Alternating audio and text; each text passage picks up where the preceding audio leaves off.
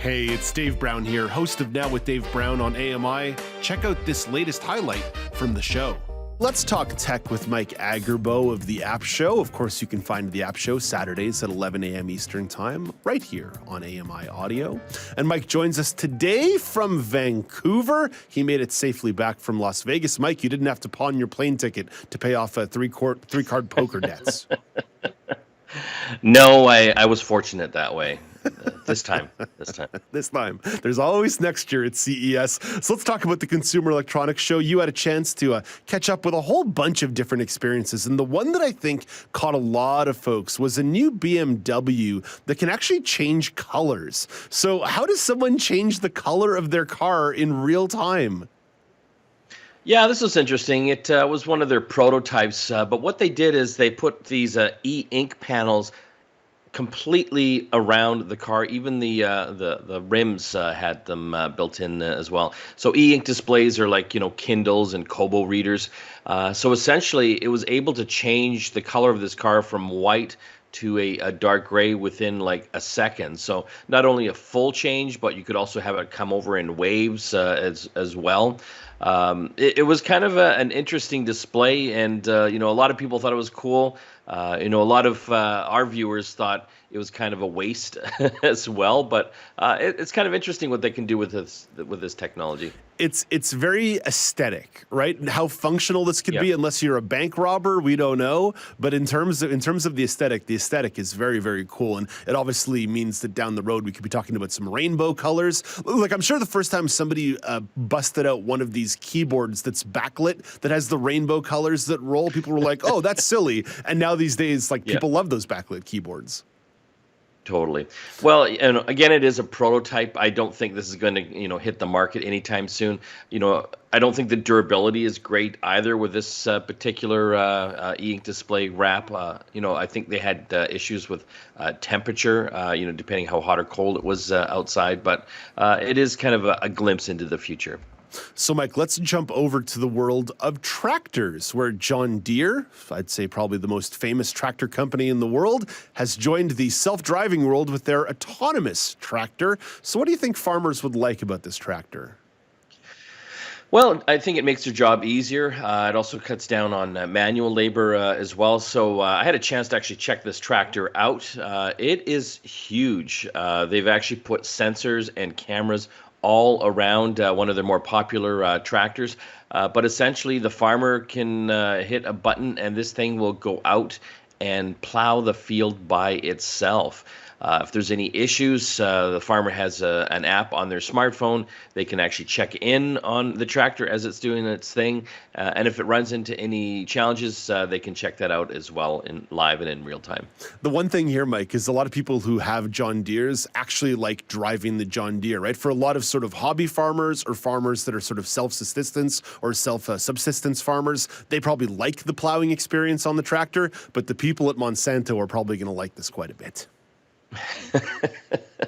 Yeah, it's interesting. And, it doesn't come cheap. These tractors are expensive. I think the tractor itself comes in around $500,000. And if you want to add in the autonomous capability, I think it's another $50,000. So, it's over $500,000 by the time the dust clears. Holy smokes! You better plow some good corn with that one, Mike. Let's jump over to Labrador. That's a lot of corn. That's a lot of corn. Let's jump over to Labrador Systems, where they've introduced their own version of a personal robot. This one's called the Labrador Retriever. Great name. What can folks do with this device?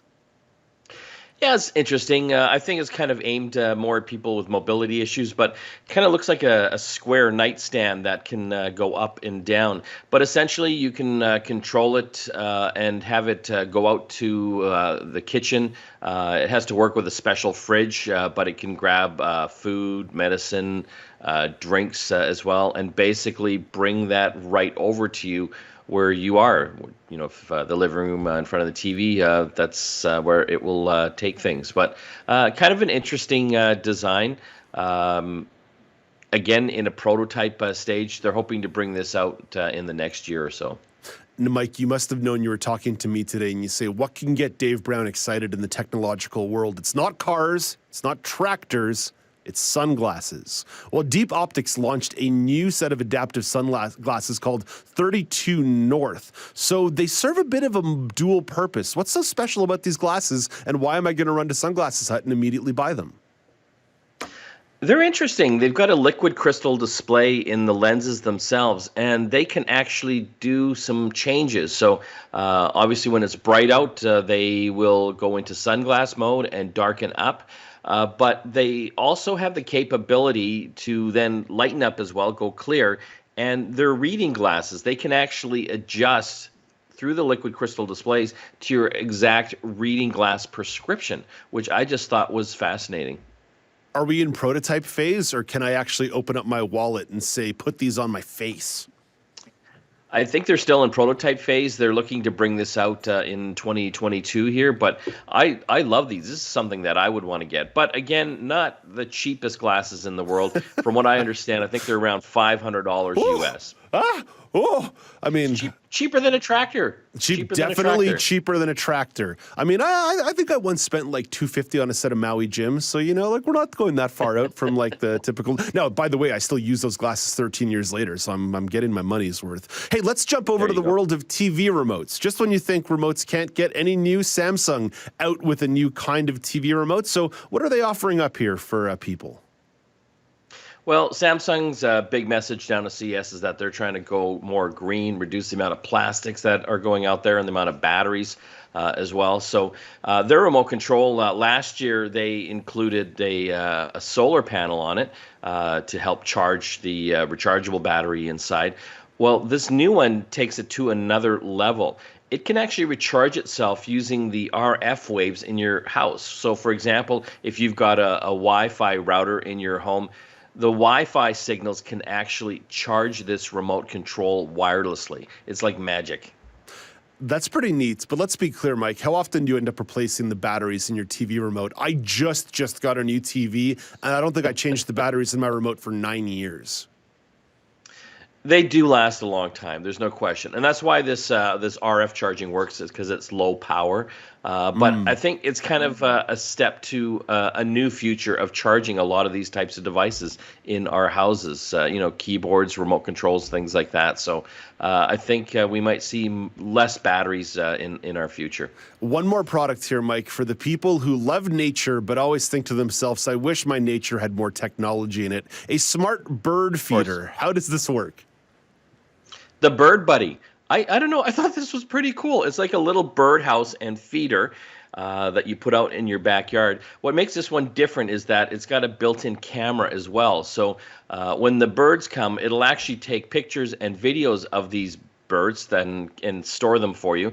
But it also has some software that will help identify the different birds coming to your feeder and let you know what they are. So it's kind of almost like a little game with the bird feeder to see what kind of birds you can attract. And hopefully, the squirrels don't take it down.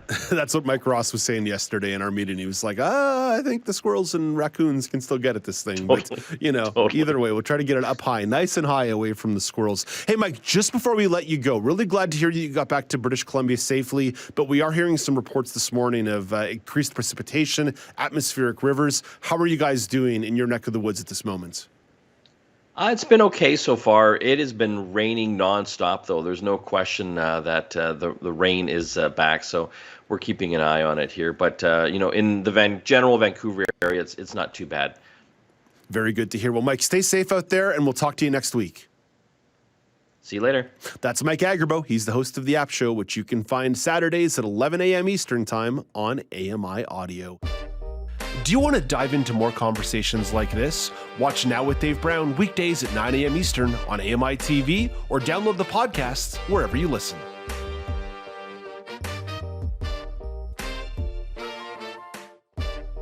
Do you want to dive into more conversations like this? Watch Now with Dave Brown weekdays at 9 a.m. Eastern on AMI TV or download the podcast wherever you listen.